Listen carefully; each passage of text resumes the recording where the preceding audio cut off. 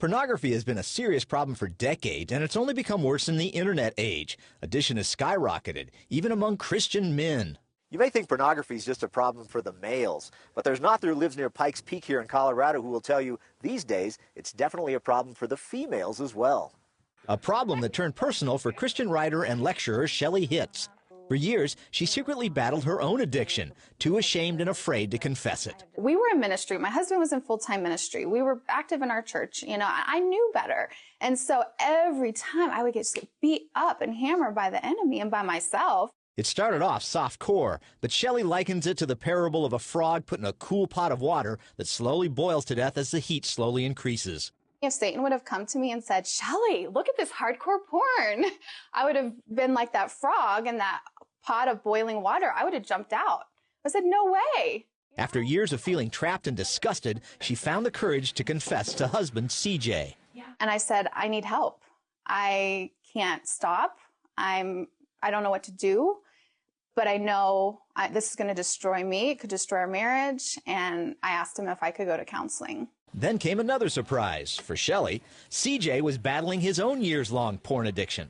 I was able to easily show her grace because I felt so dirty myself and realizing the shame and the ugliness of the addiction. But he had never planned to tell his wife. There's no way I can let Shelley know this because she'll just feel hurt. He finally opened up, and they began a steady battle to heal their marriage. They repented, asked forgiveness, and leaned more on God than ever before. This Colorado couple's next steps included filters on computers, carefully guarding their senses, and most important, enlisting accountability partners. Somebody that I knew I could trust, that I knew would show me grace, but would ask me the hard questions. There is healing that comes when you're able to share it with a brother that can pray with you, someone that can even relate to your struggle. After counseling came deliverance. Then Shelley sensed God wanted her to take the most difficult step of all, going public. That was 10 years ago. And then this year, I finally obeyed. That led to the book, A Christian Woman's Guide to Breaking Free from Pornography. Shelley also began to confess during lectures to Christian women and young ladies. Every time I would share it, it never failed. A woman, a teen girl, someone would come up to me and many times confess for the first time that, you know, that they also struggle. One young lady in particular shocked Shelley with what she had to say. I am on a Christian college campus. I am the chaplain. And she said almost every girl on our floor struggles with pornography. The growth of this addiction across American society